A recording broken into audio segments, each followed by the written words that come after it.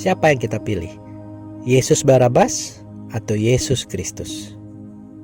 Saya Agustinus.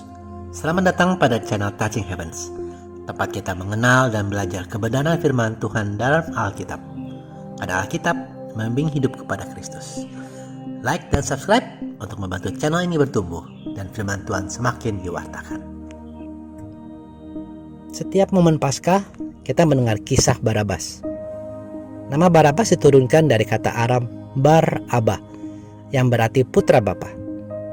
Dalam Injil Matius 27 ayat 16 tertulis bahwa nama lengkap Barabas adalah Yesus Barabas. Dan saya yakin bahwa hal ini bukan kebetulan, tapi memiliki makna yang dalam. Mari kita gali dan pahami lebih lanjut. Yesus Barabas adalah seorang pemberontak nasionalis yang melawan penjajahan Romawi, seperti tercatat dalam Markus 15 ayat 7. Para pemberontak ini mungkin dianggap sebagai pahlawan karena memperjuangkan kemerdekaan bangsa Israel melawan penjajahan Roma. Namun mereka memberontak dengan melakukan pembunuhan dan pencurian.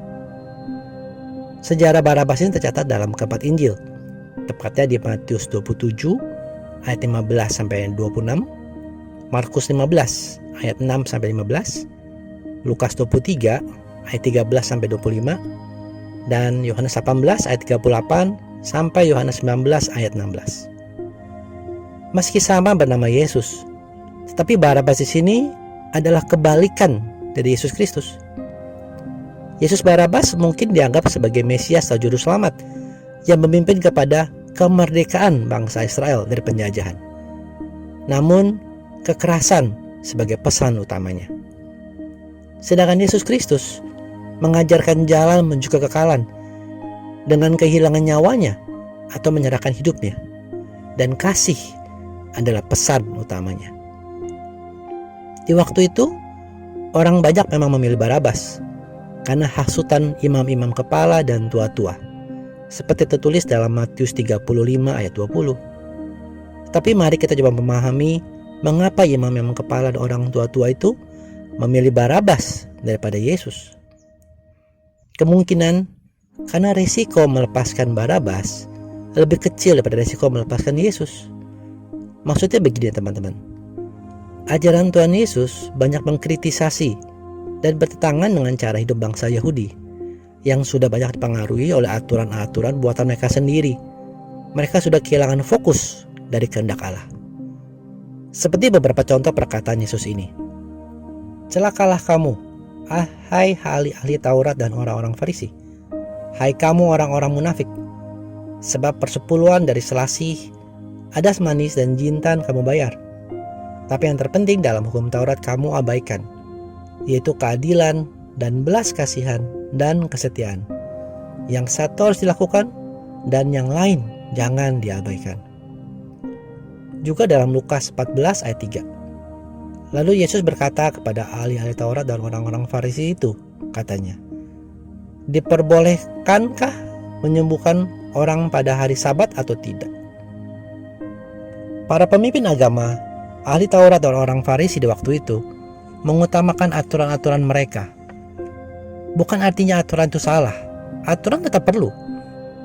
Namun akan berbeda jika aturan itu membuat orang lain malah menjauh dari Tuhan, membuat orang diberi beban-beban sehingga tidak bisa lagi berjumpa dengan Tuhan. Apapun itu, aturan harus sejalan dengan firman Tuhan, dengan kitab suci. Oleh karena tindakan mereka itu, beberapa kali Tuhan Yesus menegur mereka, seperti yang tercatat dalam Matius 23 ayat 13 ini. Celakalah kamu, hai ahli-ahli Taurat dan orang-orang Farisi. Hai kamu orang-orang munafik, karena kamu menutup pintu-pintu kerajaan surga di depan orang. Sebab kamu sendiri tidak masuk, dan kamu merintangi mereka yang berusaha untuk masuk. Inilah alasan imam-imam kepala dan tua-tua orang Yahudi di waktu itu memilih dan menghasut orang banyak untuk melepaskan Yesus Barabas. Mereka tidak mau berubah. Mereka tidak mau melepaskan kenyamanan duniawi. Mereka tidak mau melepaskan keinginan, kenikmatan daging mereka. Bagaimana dengan kita? Apa pilihan Anda? Yesus Barabas atau Yesus Kristus? Memang untuk mengikuti Kristus, kita harus melepaskan hal-hal duniawi, kemudahan yang selama ini kita nikmati. Contoh saya pribadi, dulu banyak mendownload, membeli film bajakan. Namun mengikuti firman saya paham bahwa tindakan ini adalah mencuri. Sehingga saya menghapus downloadan itu dan tidak lagi berurusan dengan film bajakan. Tuhan meminta kita mengikuti Dia dengan menyangkal kenikmatan daging. Atau lebih lengkapnya tertulis dalam Lukas 9 ayat 23 berikut ini.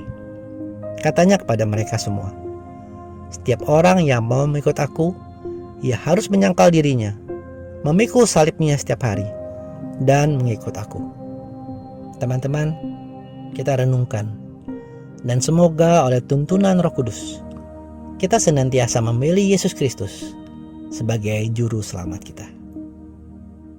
Sebagai hal tambahan dapat kita renungkan juga bahwa Barabas, si penjahat itu, juga mendapatkan kebebasannya karena ia berjumpa dengan Yesus Kristus. Mungkin selama ini kita tidak sadari, tapi ini adalah fakta. Karena Barabas berjumpa dan dibandingkan dengan Yesus Kristus, maka dia dipilih untuk dibebaskan. Misalkan waktu itu bukan Yesus Kristus yang diperbandingkan, pastilah Yesus Barabas dihukum karena ia adalah seorang perampok dan pembunuh. Hal ini mengingatkan kita betapa berharganya perjumpaan dengan Kristus. Oleh karena itu, mari buka hati kita, berjumpa dengan Kristus, dan wartakan kabar sukacita itu kepada orang-orang di sekitar kita. Terima kasih sudah menyaksikan. Sampai bertemu pada video kenal Alkitab Rabu depan. Kasih karunia Tuhan Yesus Kristus menyertai Anda sekalian. Amin.